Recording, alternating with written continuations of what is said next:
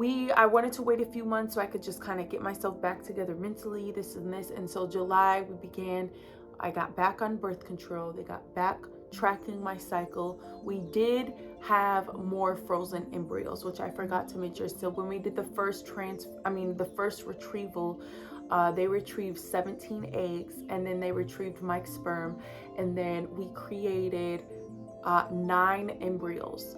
And then over time, I think it was just 7 strong embryos that survived. Yes, 7 strong embryos that survived. So we already transferred 2 that failed. So then we went in July, we started the cycle again, and we began to prepare for the next transfer, which actually was 2 weeks before my birthday. So I was really excited because here I go again, guys, with the planning. And I put together this girls trip, this mini girls trip for my 25th birthday. And I was like, I am going to announce it at my birthday thing with some of my girlfriends, and announce that I'm pregnant with them. And once again with the planning, I know it's terrible. And you think I would have learned, but I didn't. So then unfortunately, I'm just gonna not go through that whole spiel, but the same thing, same situation with the transfer. We watched it go in. I didn't really I think I didn't really cry at that one. I just kind of was like, okay, let's do this. And then unfortunately that didn't implant as well. And then my doctor realized that he thinks it was a situation with me, that for some reason my body wasn't accepting the pregnancy. And so we had to switch up the protocol, and instead of doing a bunch of medicine and a bunch of injections, we decided to go the natural cycle route, which means that there would naturally wait for my period, naturally wait for me to ovulate, and then do the transfer. However, they realized after the second transfer failed that they did want me to do 2 injections, which was Neupogen, and the other one, I can't think of it right now, but I will insert a picture or a video. But those were the 2, and those were to help the embryos implant. It kind of just forced my body to accept it and to make them stick. So I didn't do those with the second transfer. The second transfer failed, and those were the 2 injections that they realized that I needed to do. So of course I was angry, I was frustrated that it failed. The second one failed. We were so confused, and we started preparing for the third one. And like we waited a couple of months, so my body can just kind of get back to natural, because what people don't understand is that when you transfer embryos, those are your babies. And so you're grieving the loss of 4 babies.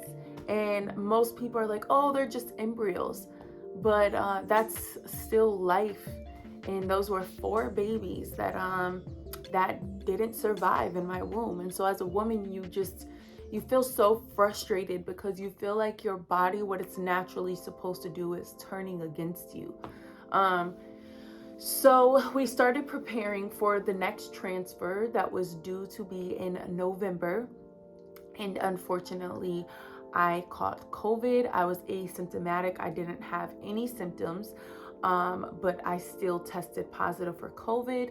And understandably so, they had to push my transfer out drastically because they wanted to make sure it was completely out of my system.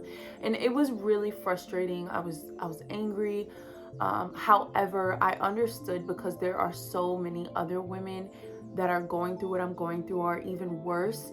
And it would be wrong to be selfish and to try to just think about myself and pass it to them and mess up their cycle and mess up their journey as well. So during that time, I was at home, and I was, isolated off due to being tested positive for COVID. And my husband and I I mean, Jesus, we are Christians, by the way. We've gotten so many prophetic words. You're pregnant. God says yes. You no longer have to imagine it. So it was like nice to hear because it was encouraging, but it also was frustrating. Like, well, when? Because it feels like everything is going wrong. But we just held on to our faith, and we just trusted in the process.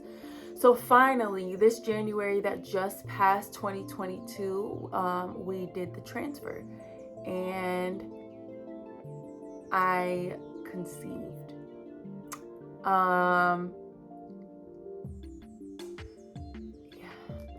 We went in, we did the transfer. This time I had my friend Michaela with me because no one else could go in with me because no one else was vaccinated. And she was vaccinated, and this time I was like, I'm just tired of kind of doing this alone. She went in with me, and this time I did cry, but it was like a different cry. It was just like the nurse just like held me because I was just like, Lord, please let this be it.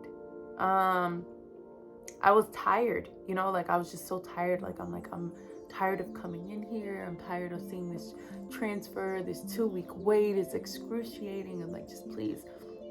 So I went, and after the transfer, on my 2-week bed rest, I was putting the word in me, praying, worshiping, just doing stuff that I loved. I would watch the Desi Perkins IVF journey. I love her.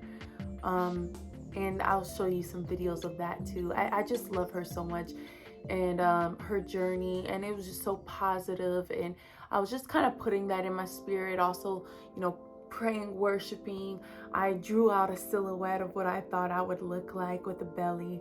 I also just kept putting it out there and just manifesting it, speaking into existence. I ate pineapple because anybody in the fertility journey knows that they say pineapple is actually really good for you when trying to conceive. And I also drank bone broth. I just, my diet was really focused on, that these would implant. So I used, spiritual tactics and also natural.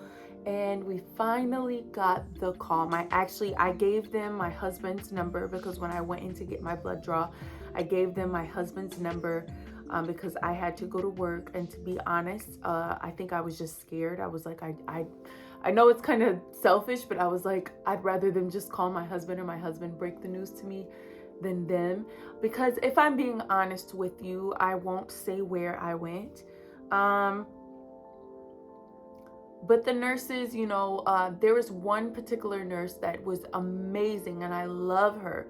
But there was other nurses that was just very dry and straight to the point, and you could tell like this is their job, this is what they deal with on a daily basis.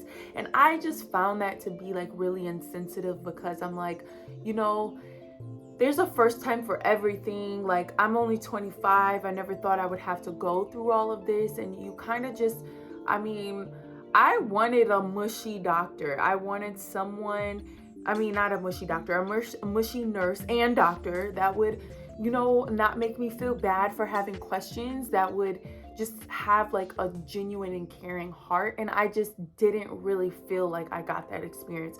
And they would say like cliche statements like, oh, we're so sorry, Victoria, we're thinking of you. But it just was like, it didn't feel genuine. And yeah, and that's a whole nother story. So I don't even know how I got onto that. I don't even know how I got into that. Anyways, going back. Oh yeah, that's why I said what I said. So I wanted them to call my husband because I just felt like the way that they broke the news to me the last 2 times, it was just kind of like, we're so sorry, but get off of all your medicine and we'll just see you again. Let us know when you want to come back in. And it was just like, dude, like, can you at least act like you care? Like, I don't know.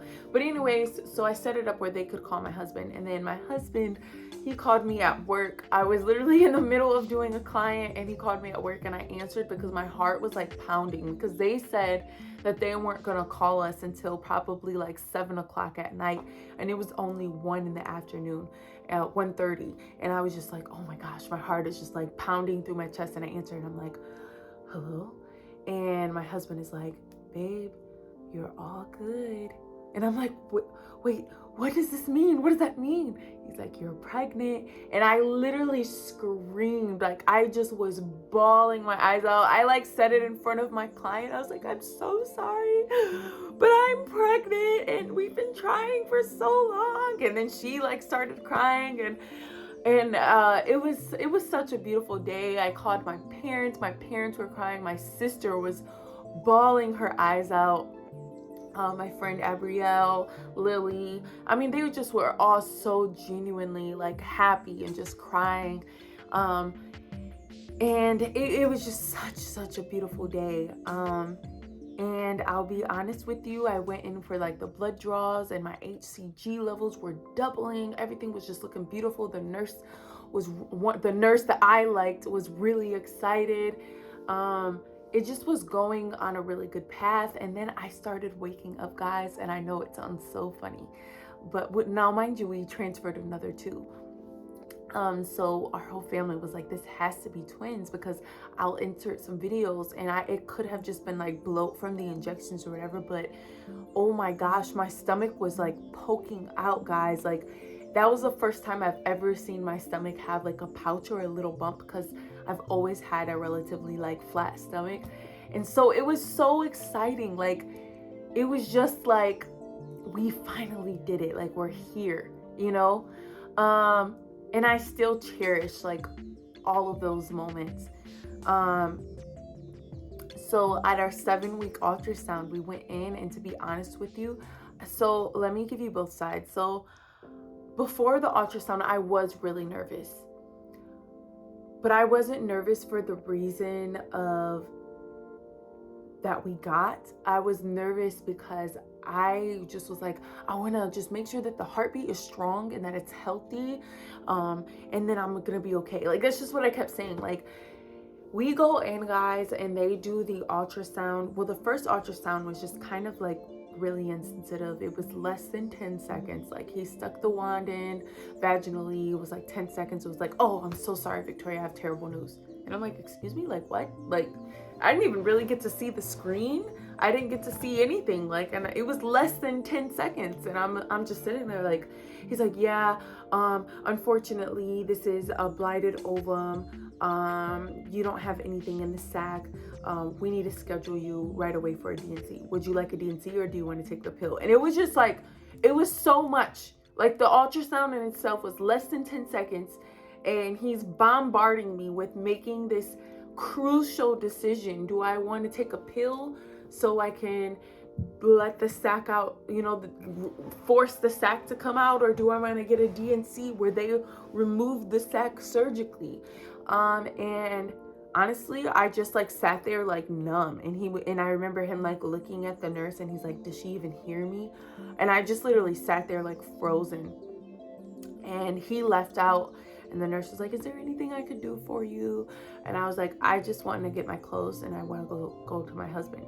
And the worst part about it is, guys, it was my husband's birthday. Like, our first ultrasound was on his birthday. So like, we just planned this day going so differently. We were like, we're gonna go, we're gonna see our babies for the first time, and then we can hang out and get dinner and just have like a great day, So I just was like, I grabbed my clothes and I left out, and I just immediately got in the car, and my heart was just aching because I was like, I gotta tell my husband on his birthday that they're saying that there's not even a baby, that the baby didn't survive, that the baby's not in the womb anymore.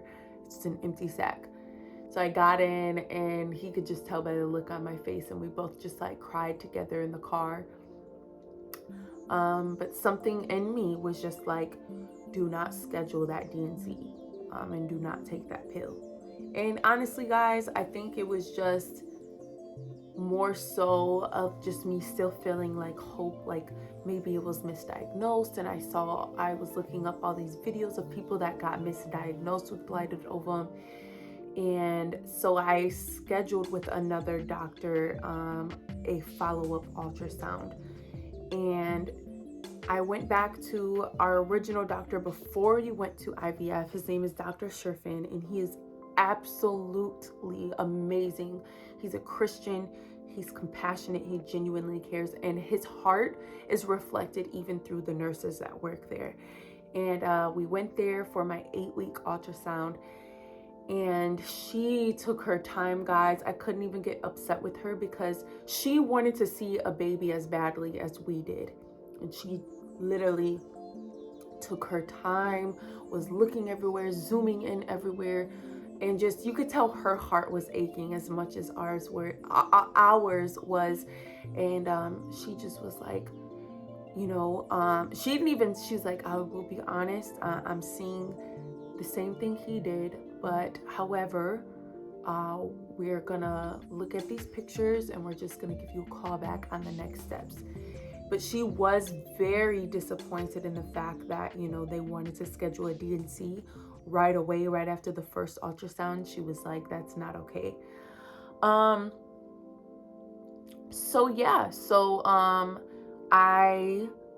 still have the sac in me, and we're waiting for it to naturally pass. And I am gonna go back in with Dr. Sherfin for like a follow-up, and us review like the next steps. And my husband and we are going to switch IVF doctors, because Dr. Sherfin is not an IVF doctor, but he's going to help set us up, and we are just going to take a different approach. We were very sad. We had our days of crying. We had our days of frustration, because once again, I plan to announce on Valentine's Day. But my husband's birthday was right before Valentine's Day, and that's when we found out.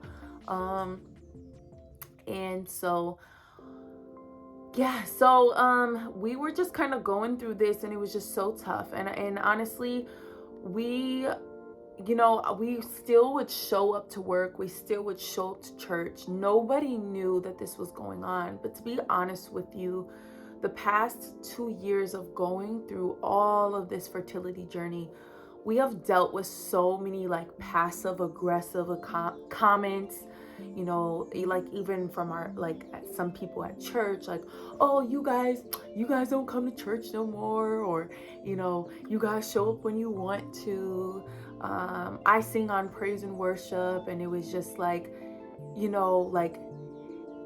just got this vibe, like people didn't understand what we were going through, and people thought that we just didn't want to be there, or we didn't want to serve, or and not even just that, but even at, like, in the workplace, people just, and it's not their fault because they wasn't informed. But I think what just really made me just finally say it, like, here it is that I really think that this can be a lesson learned, because people can judge you and people can have assumptions about you, because there was days, honestly, that I wasn't in the best mood. There was days that I did have an attitude. There was days that I didn't feel like saying hi. I didn't feel like hugging nobody. I didn't feel like being bothered. I didn't feel like texting back. I didn't feel like talking on the phone. And because I'm carrying the weight of all of this, and so is my husband. And so people assume like, oh, she's fake, or oh, she's shady, or oh, she has an attitude, or this or that, or she's jealous, or this and this. And it's like, dude, like, you have no idea. And I just was like, I need to just talk about this. I need to just be open and lay it out, and however people view us from here on out, that's on them. That's their problem. That's their issue. But I'm putting it out there to let you know, like, we're not going to apologize for our imperfect days, because it's a process. It's a journey. And that's what I want to tell you, is that, we've dealt with all of the comments. Girl, have you tried this sex position? Have you prayed? Are you meditating? Are you standing on this scripture? Or, this and that, and all these just, or, maybe it's not God's timing, and maybe God just wants you to focus on this, or at least, you weren't super far. Like, these are all comments that are so hurtful. And I'm not upset. I'm just passionate when I'm talking, because you that is watching this right now, if you're going through this, I want to let you know it is okay for you to have imperfect days. It is okay for those days that you question God, because that means you're in a real relationship with God. There was days that I was like, God, what the hell are you doing? Are you even here? Are you even present? And then there was days that I was on my face and I felt the peace of God so strong, where he's like, I got you. And that's a real relationship. And I just want to encourage you that, it's okay to have your imperfect days. It's okay for you to cry. It's okay for the days for you to be angry. And you know what? And I'm going to say something that set me free. It's okay if you got to cut a few folks off. If you got to separate yourself. Like, I finally, and my husband, my parents, and I so appreciate them, because they're like, if you can't be around folks right now, okay. Because to be honest with you, right now, God is working on me and I'm going through the process. And I genuinely love everybody, but I don't have the energy to be around pregnant people. I'm not going to be around someone that's going to complain like, oh, I can't wait till this baby gets out of me, or oh, I'm not feeling good, or someone else, that may be going through a great pregnancy and they're excited and they have every right to be excited about their pregnancy, but I can't be around that right now. You know what I mean? I'm building me up. I'm processing the fact that, our baby that was due September 29th, that baby is gone. You know what I mean? And we still have faith. We still believe that God is able to do exceedingly and abundantly above all that we can ask or think. But I finally gave myself permission to feel, to process, and to overcome. And I want you to feel that freedom as well. I know that this video was a bit lengthy, and I wish that I could end this video with, a big, surprise or a happy ending. But this is the happy ending, is we're not giving up. We're gonna keep going. So my hope is that you will be encouraged through these videos and that you will follow us on our journey to baby butler. I'm going to be much more open and transparent and show you the process, show you us meeting our new doctors. I'm going to get back in shape. I'm going to work out my diet. And this channel is going to be so much full of life, full of transparency, full of fun, fashion, workouts. We're going to have everything on here, guys. And I just really would love for you to be a part of it. So if you would like to follow us on our journey, please hit that subscribe button and hit the notification bell so you can be alerted every time that we post. And I hope that my story resonated with you, and I will see you next time.